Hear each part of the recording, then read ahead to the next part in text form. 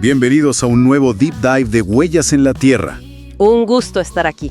Hoy nos vamos a sumergir en un evento relatado en los textos bíblicos que es, fundamental.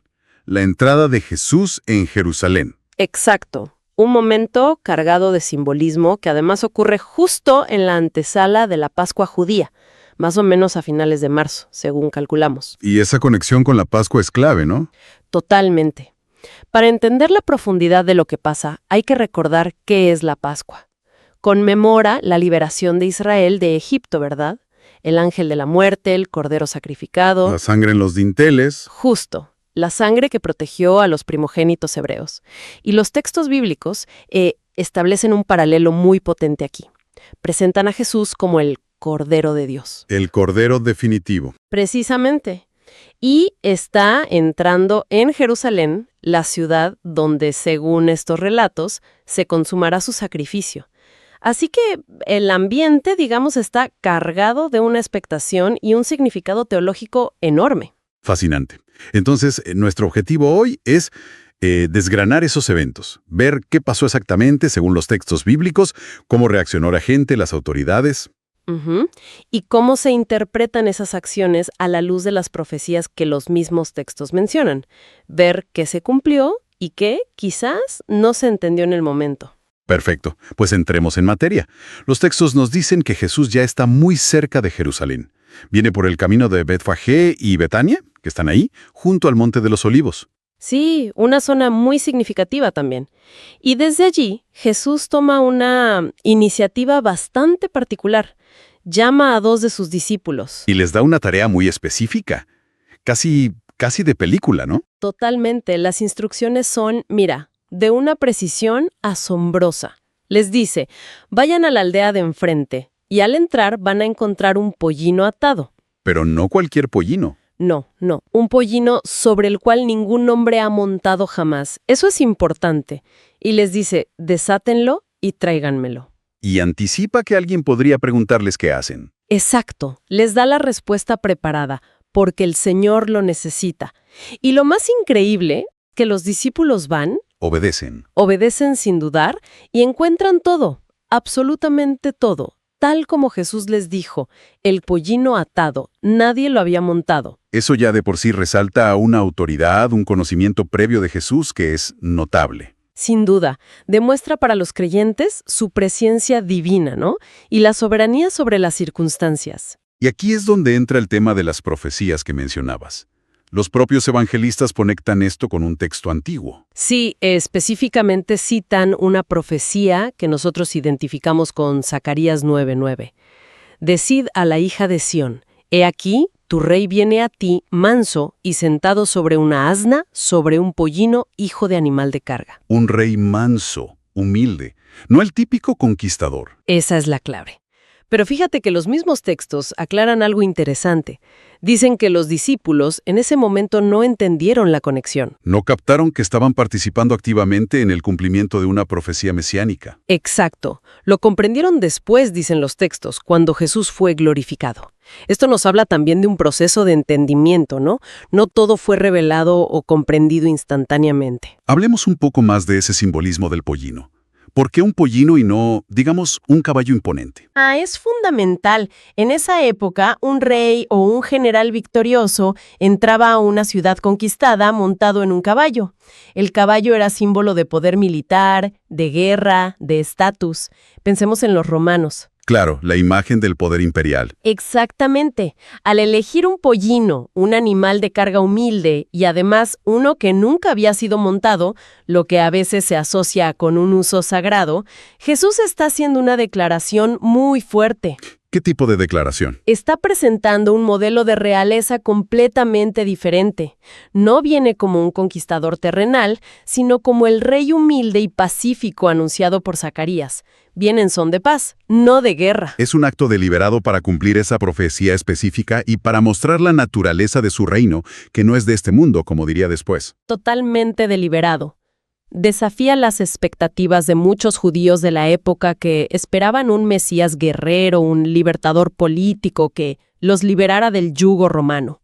Entiendo.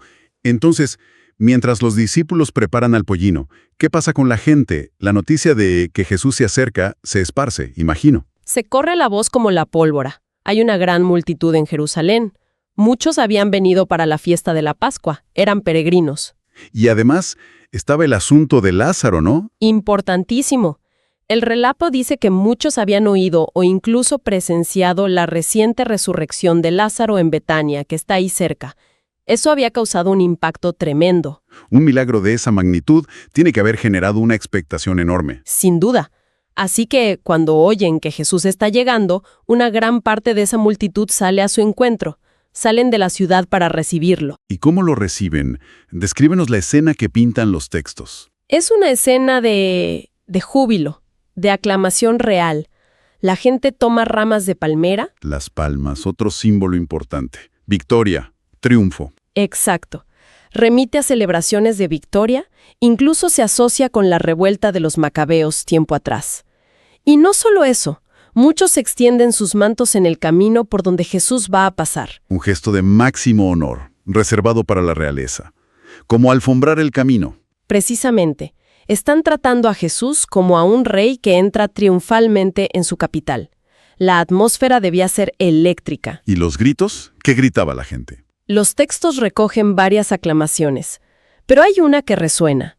Hosana, bendito el que viene en el nombre del Señor, el Rey de Israel. Hosana. ¿Qué significa exactamente? Es una palabra hebrea, Hoshianá, que literalmente significa salva, por favor, o sálvanos ahora. Es una súplica, un clamor pidiendo salvación que se usaba en las fiestas, pero aquí adquiere una connotación mesiánica muy fuerte. Están pidiendo la salvación que esperaban del Mesías. Sí, y lo aclaman explícitamente como el que viene en el nombre del Señor y como el Rey de Israel. Otro evangelio recoge también, bendito el Rey que viene en el nombre del Señor. Paz en el cielo y gloria en las alturas. Paz en el cielo, gloria en las alturas. Suena casi como el anuncio de los ángeles en su nacimiento. Hay ecos, sí. Pero es probable, como decíamos, que la multitud estuviera proyectando en ese Hosana y en ese título de rey sus propias esperanzas de liberación política, de restauración del reino davídico en términos terrenales. Una salvación más inmediata, más tangible quizás. Posiblemente. Quizás no captaban del todo la dimensión espiritual y universal del reino que Jesús predicaba. Veían al hacedor de milagros, al posible libertador.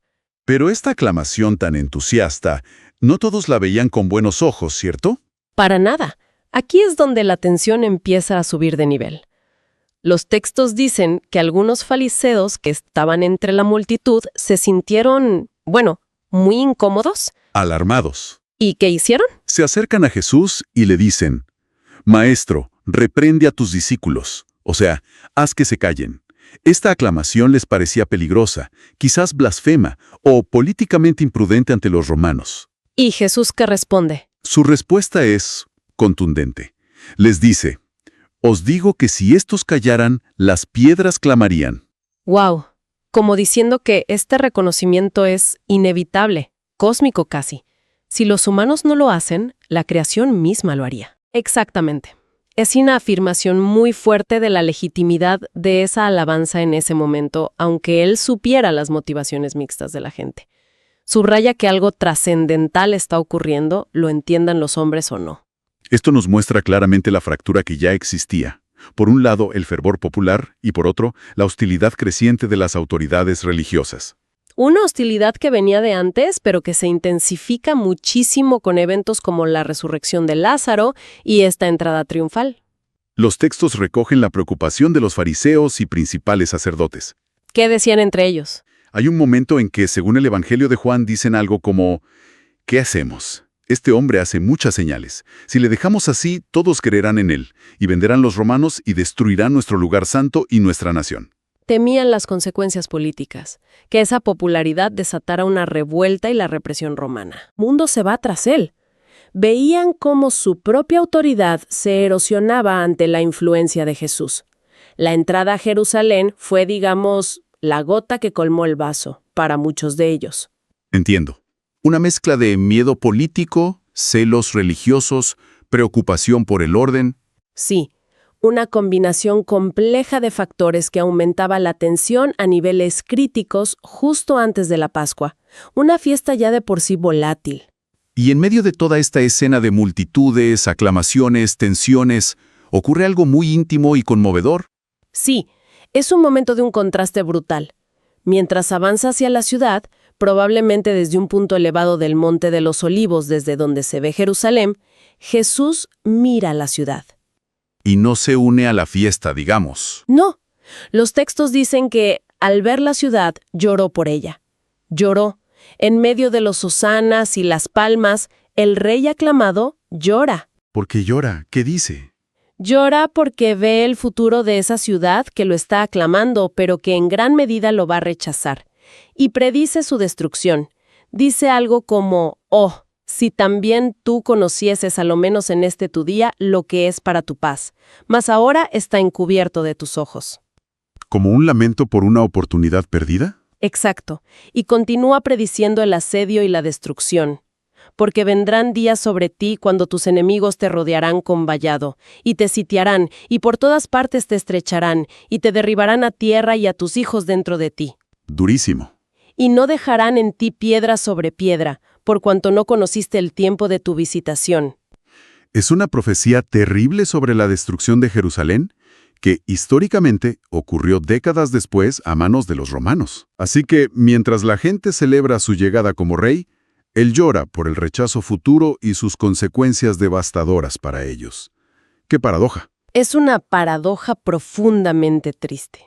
Muestra la omnisciencia de Jesús, según la fe cristiana, pero también su compasión, su dolor ante la ceguera y la tragedia que se avecina. Es el contraste entre la gloria aparente del momento y la realidad sombría del futuro previsible. El amor no correspondido, la visita divina no reconocida. Justamente, ese no conociste el tiempo de tu visitación es clave. Bien, entonces, después de este momento tan emotivo y la entrada en la ciudad, ¿cómo termina ese día según los textos? Los relatos indican que Jesús finalmente entra en Jerusalén y va directo al templo. El centro religioso y nacional. Exacto. Entra al templo y dice uno de los evangelios que miró alrededor todas las cosas. Simplemente observó. Inspeccionó el ambiente, lo que allí sucedía. No hizo nada espectacular en ese momento entonces. No ese día. Ya era tarde, dice el texto.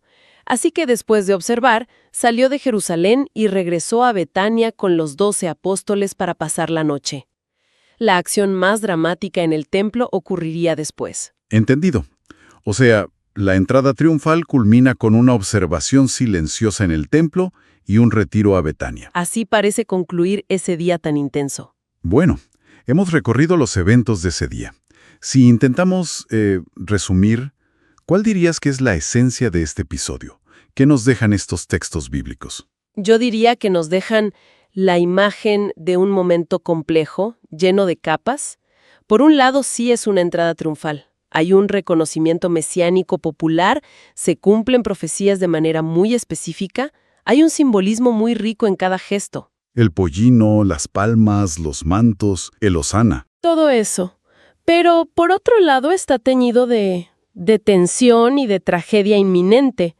La oposición de las autoridades religiosas se consolida, la comprensión de la multitud es parcial, limitada. Y sobre todo, está la propia perspectiva de Jesús, su llanto sobre la ciudad. Exacto. Su clara conciencia de que esa aclamación es efímera y de que su camino lo lleva a la cruz, no a un trono terrenal. Y también su dolor por el destino de Jerusalén. Todo esto ocurre, recordemos, bajo la sombra inminente de la Pascua, la fiesta del Cordero Sacrificial. Entonces es un triunfo agridulce, una gloria con premoniciones. Podría decirse así. Los textos nos presentan un cuadro donde la gloria y el dolor, la aclamación y el rechazo, la esperanza popular y la misión divina real coexisten de una manera muy, muy potente. Subraya esa diferencia fundamental entre lo que la gente esperaba y lo que Jesús vino a hacer. Nos deja pensando, ¿no? Muchísimo. Nos deja reflexionando sobre la naturaleza de la fe, sobre cómo interpretamos las señales, sobre nuestras propias expectativas. ¿Qué revela de nosotros, de nuestra capacidad para entender lo divino? Ese contraste tan fuerte entre la fiesta de la multitud y el lamento de Jesús. Una pregunta profunda para meditar. Sin duda, es un momento que invita a mirar más allá de las apariencias. Excelente. Si quieren saber más de los temas hablados hoy, pueden dejar sus comentarios. Nos interesa mucho conocer sus reflexiones. Claro que sí. Y no olviden suscribirse al canal, compartir este análisis si les pareció interesante y darle me gusta que siempre ayuda. Así es. Esto fue un análisis profundo de Huellas en la Tierra. Voces ancestrales.